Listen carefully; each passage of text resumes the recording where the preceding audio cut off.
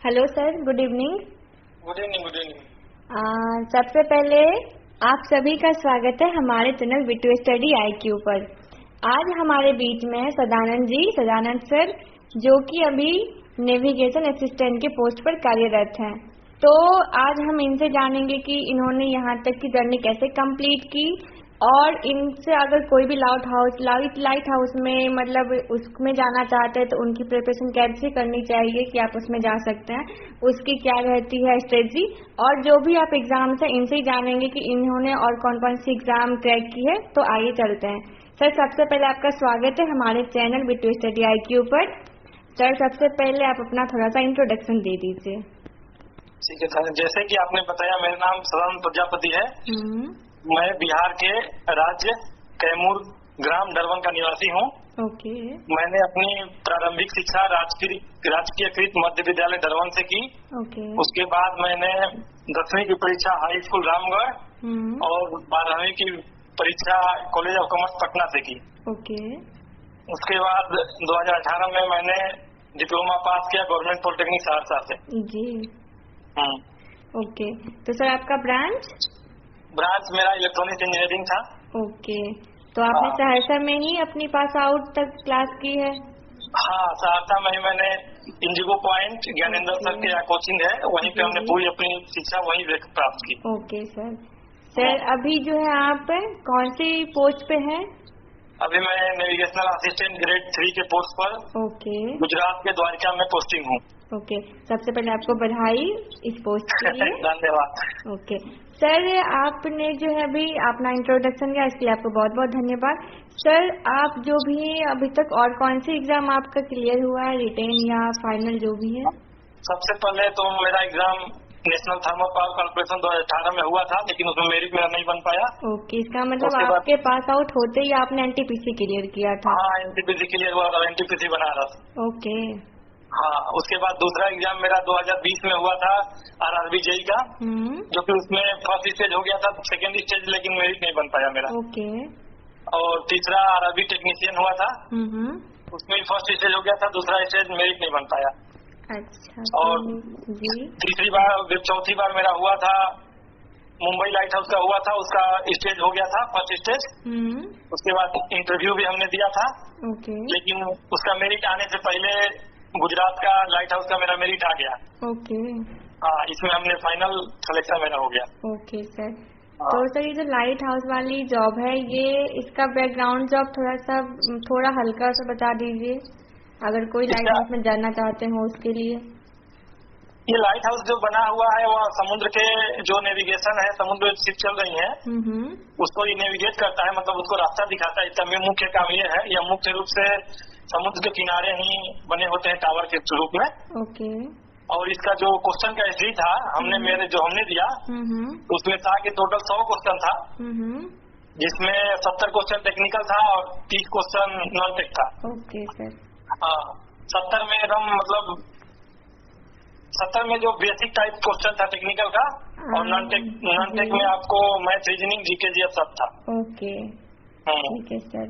तो सर, ये आपका जो है अभी ये बहुत अच्छा है आपका जॉब है। अगर कोई आप लोग में से लाइट हाउस मतलब से समुद्र के किनारे जिसे वाटर में अच्छा रहता हो, अच्छा लगता हो, वो लाइट हाउस का तैयारी कर सकते हैं और वो जा सकते हैं आराम से। बाकी मेरा जॉब जो है वो 2020 में ही हो गया था, शुरुआत में मार्च में ही। Okay sir. और हमने जुलाई 2020 में ज्वाइन कर लिया था। कोरोना में जब सबकी नौकरी खत्म हो रही थी तब हम लगे थे। अच्छा सर।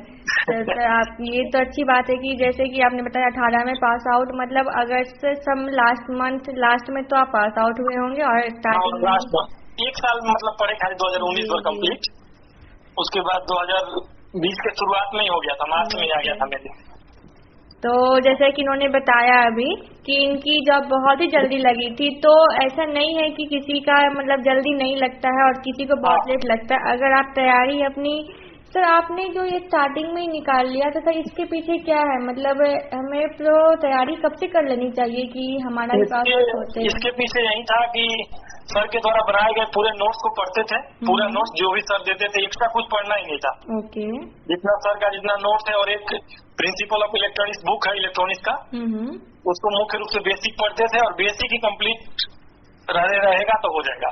और बाकी इसमें जनरल भी मुख्य रूप से था, क्योंकि 30 क्वेश्चन जनरल भी था। तो जनरल के अभी आपको करके तैयारी करना पड़ेगा। जी जी, तो दोनों साथ में लेके चलना होगा। हाँ, दोनों साथ लेके चलना पड़ेगा। मतलब जनरल को आप कम से कम दिन भर में आप 2 घंटा दे सकते हैं। जी जी, 2 घंटा काफी है, क्योंकि आपको जनरल में मैथ, रीजनिंग और जीके जीएस 2 घंटा में हो जाएगा आपका। Yes yes. और उसके बाद हमने कोचिंग कोई जनरल का किया नहीं। अच्छा, रूम पर ही प्रिपरेशन करते थे जनरल का। मतलब मैथ बनाते थे, आर्य अग्रवाल का बुक था उसपे। Self study. यस यस, हाँ हाँ, सेल्फ स्टडी। सही है सर। और उसके बाद एक प्रैक्टिस सेट लगाते थे रोज। ओके, रोज जनरल का एक प्रैक्टिस सेट लगाते, चाहे किसी चीज का पेपर हो, चाहे वो एसएससी का हो, चाहे वो ग्रुप डी का, रेलवे का हो, प्लेटफॉर्म का होता था। लेकिन मतलब कोई भी हो, लेकिन आप एक प्रैक्टिस सेट आप उस टाइम में, जो भी आपका टाइमिंग है, 1 घंटे 1.5 घंटे, जिस भी पेपर का जो टाइमिंग है, आप उतने देर में उससे जरूर सॉल्व करें, चाहे आपका बेसिक ही क्यों ना हो। हाँ हाँ, किसी चीज का पेपर जनरल अगर बनाना है, मैथ, रीजनिंग या जीके बनाना है, तो ऐसा नहीं, किसी चीज का पेपर आप एक रोज सॉल्व करें, उससे आपकी प्रैक्टिस और नॉलेज दोनों मजबूत होगा। यस यस जी। तो जैसा कि इन्होंने बताया कि मतलब अगर आप कहीं भी पढ़े हो, क्लास बिहार हो, यूपी, आप कहीं भी पढ़ते हैं, आप जहाँ भी कहीं पढ़े हो, तो आपके पास जो भी नोट्स है, जो भी मटेरियल है, आप उसी को रिवीजन करते रहें। आप अच्छे से मतलब बुक के जो भी एक बेसिक्स बुक होते हैं, आप सबसे पहले तो उसे क्लियर करना चाहिए, जो भी बेसिक बुक है। बाद बाकी हम बाद में जाते हैं हायर लेवल के बुक में, तो आप बेसिक्स क्लियर करें। अगर किसी एग्जाम में सिर्फ बेसिक्स आते हैं तो आपका वहाँ पर रिजल्ट तुरंत ही हो जाता है, अगर नहीं तो आपको तो हाई लेवल तो फिर बाद में पढ़ना ही पड़ता है, लेकिन सबसे पहले हमें बेसिक्स क्लियर रहनी चाहिए ना सर? Yes sir, yes. तो सर थोड़ा सा ये बता दीजिए, अभी जैसे कि इसरो की एग्जाम अब 1-2 दिन में होने वाली है, तो अभी 2-3 दिन में मतलब थोड़ा बहुत की हाई लेवल में मतलब स्मार्ट वर्क करे, ऐसा कि रिजल्ट हो सकता है। इसमें इसरो का एक ही है कि इसमें आपको बीएसएससी का भी एग्जाम है आने वाला, जो कि केरल में है। इसमें सबसे है कि इसमें न्यूमेरिकल पूछता है, इसमें न्यूमेरिकल सबसे ज्यादा पूछता है। तो न्यूमेरिकल में आपको जो बाइसिंग का है चैप्टर, ट्रांजिस्टर बाइसिंग, इससे क्वेश्चन रहेगा ही रहेगा 1-2, तो आप उसकी कर ले। बाकी आप फार्मूला याद कर ले, जो फार्मूला मेन फार्मूला है बेसिक इलेक्ट्रॉनिक्स की, जो मेन फार्मूला आप उसको याद कर ले। हाँ, और आप प्रीवियस ईयर इसरो का क्वेश्चन पूरा कंप्लीट करके बना के जाए, रिवीजन करके जाए। ओके, तभी होगा जी इसमें।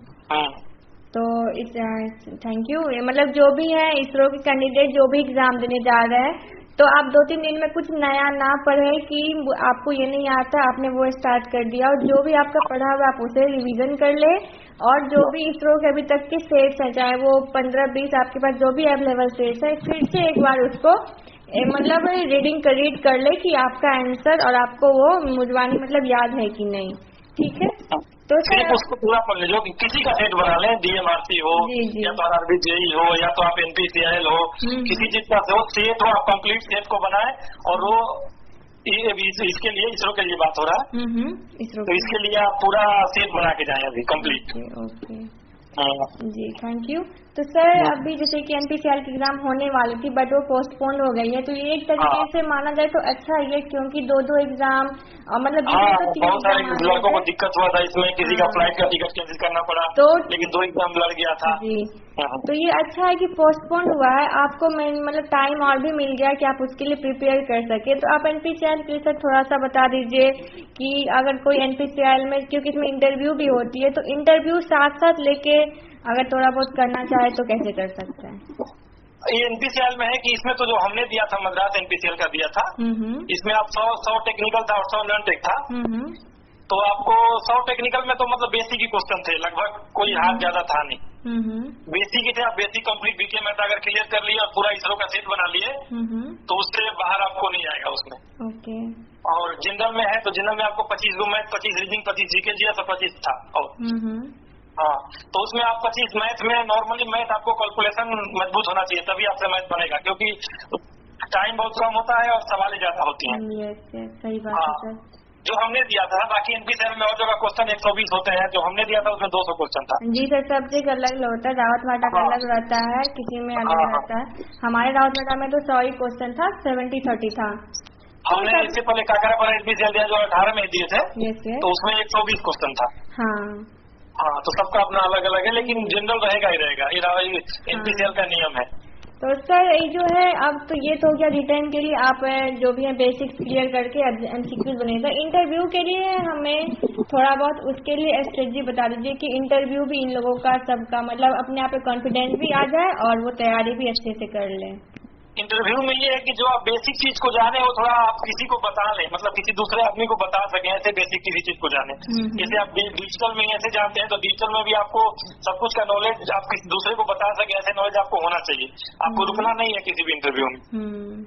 हाँ, किसी चीज को आप जाने तो उसको इतना जाने संपूर्ण रूप से कि आप दूसरे को बता सकें, आप उसको कर सकें। सही बात है, ऐसा है। ऐसा करेंगे तब होगा जी। तो आप लोग ऐसा कर सकते हैं कि आप लोग जब भी ग्रुपिंग करते हो या फ्रेंड्स वगैरह तो आप वहीं पे कोशिश करें कि आपका जो सामने वाला है वो इंटरव्यूअर है और आप अपना जवाब दे रहे हैं, उसी तरीके से आप कर सकते हैं। इससे आपका हेजिटेशन भी दूर हो जाएगा और आपकी प्रैक्टिस भी बनी रहेगी बोलने की और आपको उसके समझाने की, क्योंकि समझाने का लेवल थोड़ा सा अच्छा होना चाहिए ताकि सामने वाले को आपकी लैंग्वेज समझ में आ जाए, बस यही है। हाँ, ऐसे इंटरव्यू में जी। तो सर और भी जो भी एग्जाम अभी आने वाली है, बार की है, IPRC भी होगी, अभी डेट नहीं दी है, तो सर अपकमिंग एग्जाम के लिए कुछ टिप्स वगैरह अगर आप दे सकते हैं तो। अपकमिंग एग्जाम के लिए यही है कि आप जितना नोट्स रखे हैं, आप चाहे जहाँ भी सर किसी भी सर के पास पढ़ते हो, आप जो भी रखे हैं आप उसको कंप्लीट पढ़ें। ज्यादा इधर उधर पढ़ने की कोई जरूरत है नहीं। आप रोज एक मॉक टेस्ट लगाएं, रोज आप जैसे हमने मॉक टेस्ट कभी कभी लगाते टेक्स्ट बुक से लगाते थे हम, तो आप एक दो डेली मॉक टेस्ट लगाएं, बाकी जनरल का भी एक डेली सेट मारें और बाकी प्रीवियस ईयर क्वेश्चन आप संपूर्ण रूप से पूरा प्रीवियस ईयर क्वेश्चन बनाएं। जो भी डाउट हो उसको तुरंत एक अपना रखें बुक, उस पे आप कॉपी पे पूरा लिखें उसको, ऐसे आपका कंप्लीट तैयारी हो जाएगा। ओके। हाँ सर कुछ बेस्ट बुक मतलब बुक अगर वगैरह बता सकते हैं। बेस्ट बुक में यही है कि हम बेस्ट बुक जो हमने प्रिपेयर किया था वो था तो सबसे पहले principle of electronics BK Mehta का, और दूसरा जो हमने था वो JP गुप्ता का था, जिसमें हम सिर्फ ऑब्जेक्टिव बनाते थे जितना बन सके, पूरा बनाना नहीं था। 200-250 क्वेश्चन हर चैप्टर से बनाते थे, ऐसा था। अच्छा। हाँ, और तीसरा जो बुक था वो आपका यूथ पब्लिकेशन का अभी बुक आ रहा है, वो वाला बुक प्रिपेयर किए थे। यस। और चौथा मेडीजी का बुक 4000 क्वेश्चन रखे थे, 4000 क्वेश्चन का एक बुक है, उसको था वो। अच्छा, सही है सर। तो आप लोग जो भी हैं मतलब जो भी अभी नए या तो पास आउट हुए हैं या आप पहले से तैयारी कर रहे हैं, तो सबसे पहले तो आपकी बेसिक्स क्लियर ही होनी चाहिए, तभी आप आगे के क्वेश्चंस को ट्राई करें। अगर आपका आगे का क्वेश्चंस नहीं बन रहा है तो आप बेसिक्स ही पढ़ें, आपको ज्यादा कुछ पढ़ने की जरूरत नहीं है। सबको लगता है कि जॉब में मतलब एग्जाम्स को क्रैक करना टफ होता है, लेकिन ऐसा नहीं है। मतलब अगर आपका तैयारी हो चुका है तो आप किसी भी एग्जाम्स को अच्छे से क्लियर कर सकते हैं। बस आप अपने आप पे जो पढ़ के कॉन्फिडेंस ला लें।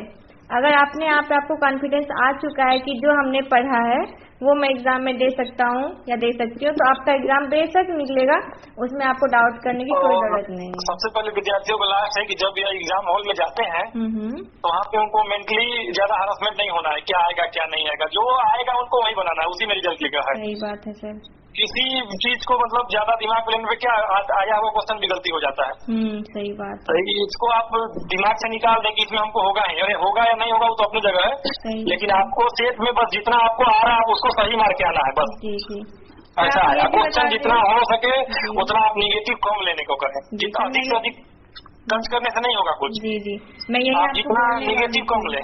जी तो मैं यही बोलने वाली थी आपको कि आप इसे निगेटिव लेने के लिए ना बोले। मतलब निगेटिव मैं भी बोलती हूँ बट सब कोई मानते नहीं है। जब भी एग्जाम में बैठते हैं तो सबको लगता है अरे एक बना ही लेते हैं, ऐसी ट्राई बिल्कुल भी ना करें। ये आपका मतलब क्यू स्टेज जब आप देते हैं तो वहाँ आपका सही हो सकता है, और लेकिन एग्जाम में ये नहीं सही होता है कि आपका तुक्का लगा हुआ सही हो जाए। ये हमारा सामने मतलब ऑफलाइन में ही होता है, एग्जाम्स वगैरह में आपके तुक्का सही नहीं होता। जितना आपको आ रहा है, आपको भले ही 60 क्वेश्चन में 40 ही बन रहे हो सही, लेकिन आप उतना ही बना के आए, वो आपको बना है, उसी में रिजल्ट है। जी सही बात है। हाँ, उसी में रिजल्ट है, आपको ज्यादा कुछ बनाने की जरूरत है नहीं है। जी आप निगेटिव लेने के चक्कर में आपका और जो आया हुआ क्वेश्चन वो भी गलती हो जाएगा, साथ में आपको निगेटिव मार्क आता है। जी तो अभी जो भी इसरो का एग्जाम देने जा रहे हैं वो निगेटिव बिल्कुल ना लेके आए। जो जितना आपसे बन रहा हो आप सही से अपने सेल्फ कॉन्फिडेंस के साथ जाएं और एग्जाम हॉल में बिल्कुल भी ना घबराएं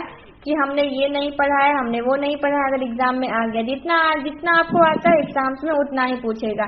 एग्जाम्स कोई सब एग्जाम आप लोग भी मतलब सब कोई दे ही चुके हैं, 2-4 एग्जाम सबको रहता है, सबका क्वेश्चन सेम ही रहता है, किसी में कुछ हाई लेवल, किसी में कुछ मॉडरेट, बाकी पेपर सब वही सब्जेक्ट रहते हैं। 50% तो मॉडरेट रहेगा ही रहेगा, बेसिक और मॉडरेट 50% रहेगा। बाकी 10% जो रहेगा वो थोड़ा सा रहेगा जो थोड़ा न्यूमेरिकल टाइप हो सकते हैं, या खुद फार्मूला हो सकता है, या तो कोई डाटा हो सकता है, ऐसे टाइप रहेंगे क्वेश्चन। जी, अगर टफ क्वेश्चन रहते हैं तो वो सबके लिए टफ है, वो सिर्फ किसी एक के लिए टफ नहीं है।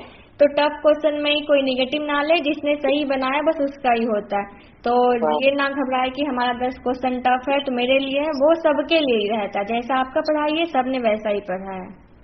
जी सर, कुछ आप एस्पिरेंट को करने के लिए मोटिवेशन लाइन अगर आपको याद है तो आप देना चाहेंगे? मोटिवेशन में क्या देना चाहिए, हम अपना थोड़ा बता देते हैं हमने कैसे किया, कैसे यहाँ पहुँचे। सर, इसमें ये है कि सबसे पहले जिस गांव में हम रहते थे वहाँ से तो मतलब इलेक्ट्रॉनिक्स नाम सुन के लोग कहते थे कि इसका तो बहुत ही वाला ब्रांच है। अच्छा, मतलब रैंक कम है तो इलेक्ट्रॉनिक्स मिल गई होगी। हाँ, इलेक्ट्रॉनिक्स मिल गई, ऐसे ही मिल जाता है लोगों को, जो लोग नहीं पढ़ते लिखते उसको इलेक्ट्रॉनिक्स मिल जाता है, ऐसा था। फिर भी हमने इलेक्ट्रॉनिक्स लिया और सहरसा हम पहुँच गए। सहरसा पहुँचने के बाद हम ज्ञानेश सर से जब मिले तो वहाँ जाके पता चला कि इलेक्ट्रॉनिक्स ब्रांच से भी नौकरियाँ होती हैं। निराश नहीं होना है, लगे रहना है, इस सर का नाम था। आपको होगा ही होगा एक दिन, आपका नहीं होगा तो किसका होगा। सही बात है सर, ये सर का कहना था, उसी पे हम लोग डटे रहे कि मेरा नहीं होगा तो किसका होगा। सही बात है। हम भी मेहनत करते हैं, पूरा मेहनत करेंगे, अंत तक लड़ेंगे जब तक लड़ सकते हैं। इसलिए सर को हम पूरा गुरु, मोटिवेटर और गार्जियन सब कुछ सर को मानते थे, यानी सर को। जी हाँ, क्योंकि हम लोग के समय उस वक्त उतना कंटेंट मोबाइल पे भी उपलब्ध नहीं था। 2018 की बात है, 18-19 की बात है। हाँ, तो हम लोग जो किए बुक से किए, बुक और नोट्स इसी सब से पूरा तैयारी किए और सर के निर्देशानुसार चल के। जी जी। तो बाकी मेरा जो गांव है वह सहरसा से 400 किलोमीटर दूर था।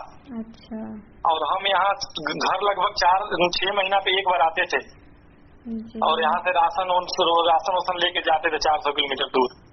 जी जी, इससे बड़ी मोटिवेशन और क्या होगी। लाइन में तो कुछ रखा हुआ नहीं है, सबका अपना अपना मोटिवेशन होता है। चाहे आप घर को देखें, आप अपनी फैमिली कंडीशन को बैकग्राउंड। एक बात और विद्यार्थियों को सबसे बड़ा कि आपको अगर नौकरी लेना है, गवर्नमेंट जॉब लेना है तो आपको त्याग करना पड़ेगा। चाहे वो परिवार का त्याग हो, चाहे वो मम्मी पापा का प्यार का त्याग हो, चाहे किसी चीज का त्याग हो, आपको त्याग करना ही पड़ेगा। जी सर। चाहे आप पटना में पढ़े, चाहे आप सहरसा में पढ़े, कहीं भी पढ़े तो आपको त्याग करना पड़ेगा। मतलब या तो घर नहीं जाना है, कंटिन्यू लगे रहना है। यहाँ ये नौकरी लेने के लिए सबसे बड़ी है कि आप कंटिन्यू लगे रहें। जी सर। जितना आप कंटिन्यू लगे रहेंगे उतना आपका जल्दी हो जाएगा। हमने देखा है, हमने किया भी है। जी जी, सही बात है। हाँ, इसलिए सर बात तो सही है। नौकरी करने के बाद भी हम नौकरी में 8 घंटे पूरा लगे रहते हैं, तो सेम है अगर आपको नौकरी नहीं लगी है तो कम से कम आप 8 घंटे पूरा से सब कुछ को छोड़ के आप अपनी पढ़ाई को दीजिए, फिर ही नौकरी लगे। क्योंकि नौकरी के बाद भी आपका पूरा समय 8 घंटे उसे नौकरी को चाहिए, तो उससे अच्छा 8 घंटे। जी जी, 8 घंटे में है कि आप 2 घंटा आप जनरल को दीजिए, बाकी 6 घंटा टेक्निकल तो बहुत ज्यादा है। आप 6 घंटा पढ़िएंगे तो उतना तो काफी हो गया। 8 घंटा इनफ होता है पढ़ने के लिए। बस 8 घंटा काफी है। उसमें आपको कुछ नहीं करना है, न मोबाइल चलाना है, न कुछ करना है, न इधर उधर गप करना है, कुछ नहीं करना है, बस कंटिन्यू लगे रहना है। जी सर, वैसे भी सर जॉब में सर फोन तो अलाउड है नहीं, तो किसी जॉब में फोन अलाउड होता है, हमारे जॉब में तो फोन अलाउड है ही नहीं। तो आप वही मान के चले कि आप जब भी पढ़ाई करें आपके पास ना फोन है ना कोई आपका घर है, आप 8 घंटे अच्छे से आपका 100% उसको दीजिए, आपका रिजल्ट पक्का होगा। हाँ, पक्का होगा, उसमें कोई दिक्कत नहीं है। आना ही आना है कहीं भी हो। बाकी जो एस्पिरेंट है कितना देर से लगे हुए, मेरे फ्रेंड्स भी अभी भी लगे हुए, अभी नहीं हुआ है। ऐसा नहीं है कि उन लोगों को नॉलेज कम है, बस ये है कि अभी उन लोग के अनुसार क्वेश्चन नहीं आ रहा है, रिजल्ट नहीं हो रहा है, गलतियां हो जा रही हैं, लेकिन अब उन लोग का भी हो जाएगा, अभी लगे हुए हैं। तो गलतियां वही हो रही होंगी, पक्का नेगेटिव कहीं ना कहीं जा रहा होगा, क्योंकि सब अच्छे ही होता है। थोड़ा सा गलती, 1 क्वेश्चन 2 क्वेश्चन गलती होने का रिजल्ट नहीं बनता है। बस वही एक दो नंबर से कोई पीछे आ रहा है, कोई तो इंटरव्यू में जाके छट जा रहा है। ऐसे ही सब फ्रेंड्स हैं मेरे जो कि अभी सबका हो जाएगा, नहीं हुआ है। हाँ हाँ, बस लगे रहिए आप लोग, सबका हो जाएगा सब। क्योंकि नौकरी हर साल आती है, बहुत सारी वैकेंसी आती है, भले अब तो इलेक्ट्रॉनिक्स में बहुत आने लगा है। हम लोग के समय जब थे 2018-19 में तो कम आता था जी, फिर भी हम लोग हार नहीं माने। तो अभी के विद्यार्थी हार क्यों मानेंगे? अभी तो इतनी वैकेंसी आ रही है कि हर 2 महीना पे एग्जाम पड़ रहा है। और वैकेंसी भी आती है और अब तो सब कुछ अवेलेबल है। आपको जो भी चाहे आप पढ़ना वहाँ से पढ़ सकते हैं, ऑनलाइन ऑफलाइन कहीं भी आप कुछ भी रहे, आप सब जगह से किसी भी टीचर कहीं से पढ़ सकते हैं, आपको जिससे पढ़ना हो। पहले उस टाइम में ये नहीं था, ना किसी के पास उतना फैमिली बैकग्राउंड अच्छा था कि आप सहरसा में रह के पढ़ ले, पटना में पढ़ ले, बस सब हम खुद होम ट्यूशन पढ़ाते थे सहरसा में। जी सर, होम ट्यूशन पढ़ा के आपने खुद भी पढ़ा और दूसरों को भी पढ़ाया, और बाद बाकी आपने ग्रुपिंग भी की होगी पक्का कि अपने दोस्त सबके साथ हम लोगों का 4-5 फ्रेंड थे, जैसे हम हो गए, जसीम आलम, 2-4 लोग और थे। तो हम लोग रूम पे ही अपना ग्रुप डिस्कशन भी करते थे, साथ में जनरल का प्रैक्टिस सेट भी मारते थे रोज एक, और एक टेक्निकल का भी प्रैक्टिस सेट मारते थे, चाहे किसी चीज का हो। हम लोग के समय उस वक्त BSNL का उपलब्ध था, BSNL JTU का, तो उसको हम लोग मारते थे जी। हाँ, प्रैक्टिस सेट कंटिन्यू मारते ही थे बस, ऐसा था जी। तो मैं उम्मीद करती हूँ आप सबको बहुत कुछ सीखने को मिला होगा इनसे। सबसे पहली बात तो आप किसी भी मतलब मोटिवेशन लाइन को ना ले, आप अपने घर को देख ले, चाहे वो आपका कोई भी हो, मम्मी पापा भाई बहन, किसी को भी आप देख सकते हैं कि वो उन आपके लिए मतलब पढ़ा रहे हैं आपको बाहर, आप घर में पढ़ रहे हो, जो भी जिस तरीके से पढ़ रहा है आप उन्हीं को मोटिवेशन माने। और आप कहीं भी रहे तो ग्रुपिंग इनसे सीखिए कि मतलब खुद को पढ़ना, ऊपर से दूसरे को जाके पढ़ाना, ऊपर से मतलब ग्रुपिंग में बैठना।